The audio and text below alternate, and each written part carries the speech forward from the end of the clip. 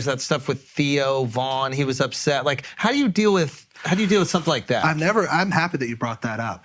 So I have never stolen any jokes whatsoever. But like, how do you handle that? Like, I don't think that. Well, that particular instance, I think to myself, well, I don't understand why he would think that I haven't stolen, to catch. I don't know if you guys are aware of the context of it, and I only recently am aware because I saw a comment that It was just on the internet, and Yeah. I think he was doing like a Barstool show, and you guys both had a similar idea in the show.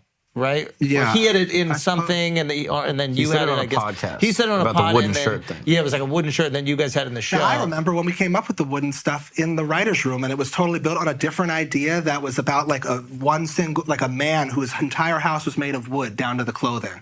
And then we ended up not going with that storyline. Yeah. Ended up doing one small, really inconsequential scene of my series where a guy was just selling wooden shirts. Yeah. I promise you it wasn't, whenever I see content of Theo Von's online as I'm scrolling, I totally think it's funny and I respect it. I've got no animosity. I've just never met him. We have so many mutual friends. Yeah. I always was under the understanding that like accusing a comedian of stealing jokes is like a major taboo. It's the biggest, It's a big deal. I was like, well, just reach out to me and let's, because Yeah.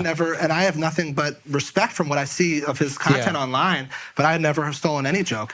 That's really my immediate reaction. Yeah. It's not like, I'm not hurt by it. I'm just like, why would he be so insistent that when I never would. Right. Two people can't have the same idea. It's a pretty broad idea.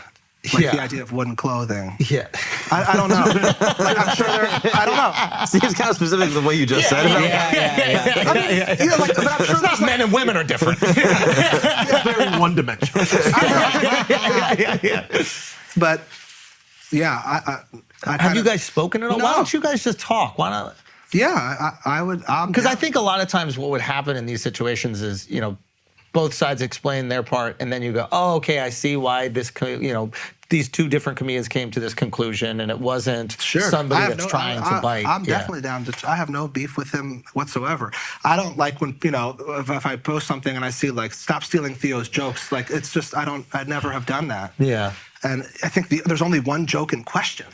It's not like I've made like a career. You know what I mean? I don't even know what other jokes were even questioning. In 3 seasons of television. Right. One joke. Yeah, that's the thing. I think like now with the internet, there are so many more people putting things out that the possibility of two people having a similar idea is infinitely higher than back in the day where there would be 10 comedy specials a year. Yeah. And you just need to cross over in those 10.